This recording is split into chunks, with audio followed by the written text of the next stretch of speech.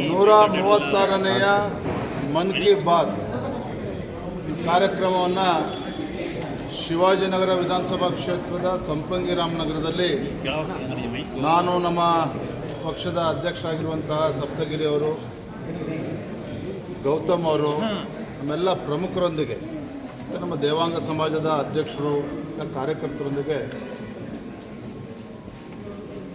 ಮನ್ ಕಿ ಬಾತ್ ಕಾರ್ಯಕ್ರಮ ನಾವು ವೀಕ್ಷಿಸಿದ್ದೇವೆ. ತಾವೇ ಗಮನಿಸ್ತಾ ಇದ್ದೀರಿ ಯಾವ ರೀತಿ ಪ್ರಧಾನಮಂತ್ರಿಗಳು ಈ ಕಾರ್ಯಕ್ರಮದಲ್ಲಿ ಯಾವ ರೀತಿ ನಮ್ಮ ಕಾರ್ಗಿಲ್ ವಿಜಯ್ ದಿವಸ್ ಸಂದರ್ಭದಲ್ಲಿ ವೀರ ಯೋಧರ ಸ್ಮರಣೆಯನ್ನು ಅವ್ರು ಮಾಡಿಕೊಂಡ್ರು. ನಮ್ಮ ಮಹಿಳಾ ಕ್ರಿಕೆಟ್ ತಂಡ ಲಾರ್ಡ್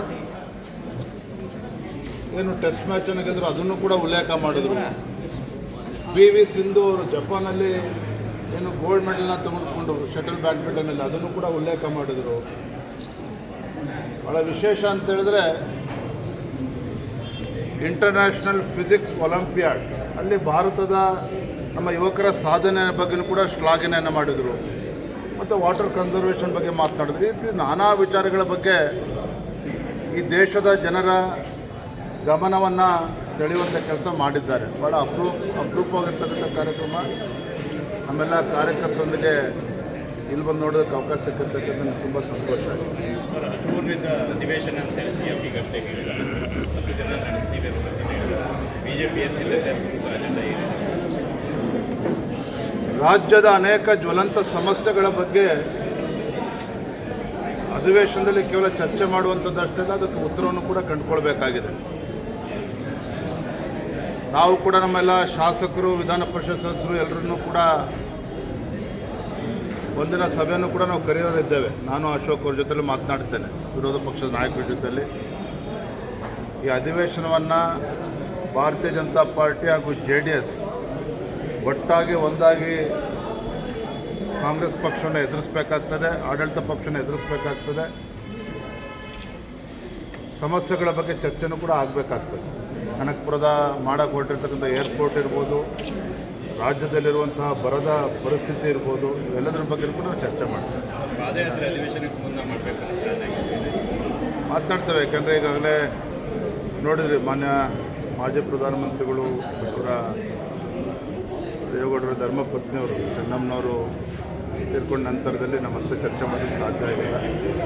ಚರ್ಚೆ ಮಾಡೋದ್ರ ಬಗ್ಗೆ ನಾವು ತೀರ್ಮಾನ. ಸರ್, ಈಗ ಧರ್ಮೇಂದ್ರ ಪ್ರಧಾನ್ ಅವರ ರಾಜೀನಾಮೆ ಒತ್ತಡ ಮತ್ತು ಬಲವಂತದ ರಾಜೀನಾಮೆ ಅಂತ ಪ್ರಿಯಾಂಕ್ ಖರ್ಗೆ ಅವರು ಹೇಳಿದ್ದಾರೆ. ಈಗ ಪ್ರಿಯಾಂಕ ಖರ್ಗೆ ಅವರು ಏನಾರ ಹೇಳ್ಕೊಳ್ಳಿ, ನಾನು ನೆನ್ನೆನೂ ಕೂಡ ಮಾತನಾಡ್ತಾ ಇದ್ದೆ.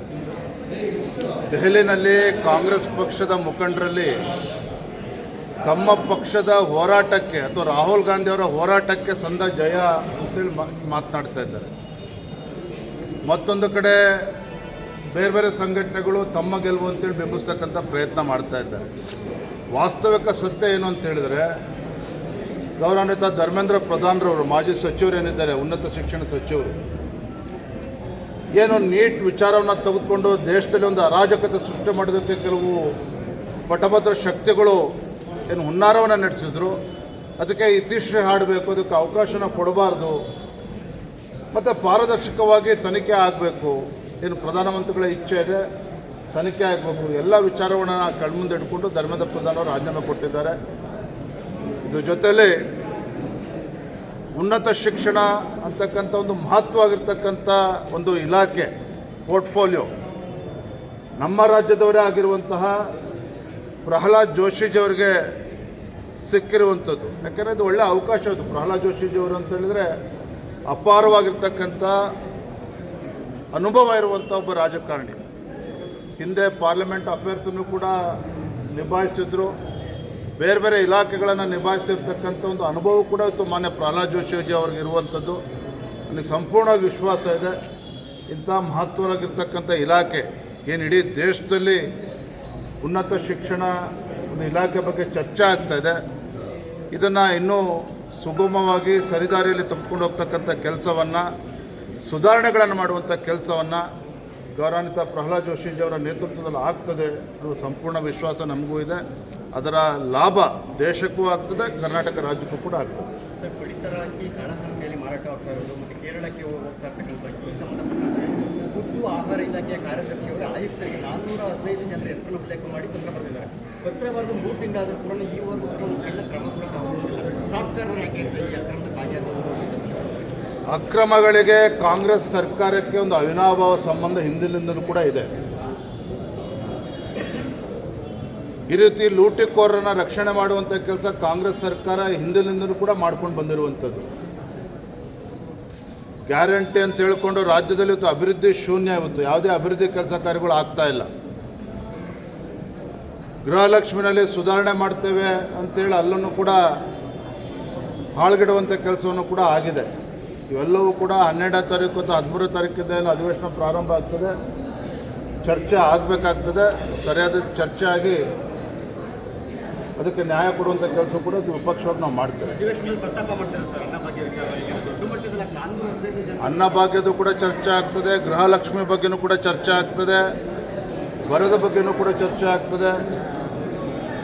ಏನು ರಿಯಲ್ ಎಸ್ಟೇಟ್ ದಂಧೆ ಮಾಡೋದಕ್ಕೆ ಏರ್ಪೋರ್ಟನ್ನು ಕನಕಪುರಕ್ಕೆ ತೆಗೆದುಕೊಂಡು ಹೊರಟಿದ್ದಾರೆ, ಇದ್ರ ಬಗ್ಗೆನೂ ಕೂಡ ಚರ್ಚೆ ಆಗಬೇಕಾಗಿದೆ. APSC ಹಗರಣದ ಬಗ್ಗೆ ಏನು ಹೋರಾಟ ಇದೆ? ಎಲ್ಲವೂ ಕೂಡ ಚರ್ಚೆ ಮಾಡ್ತೇವೆ.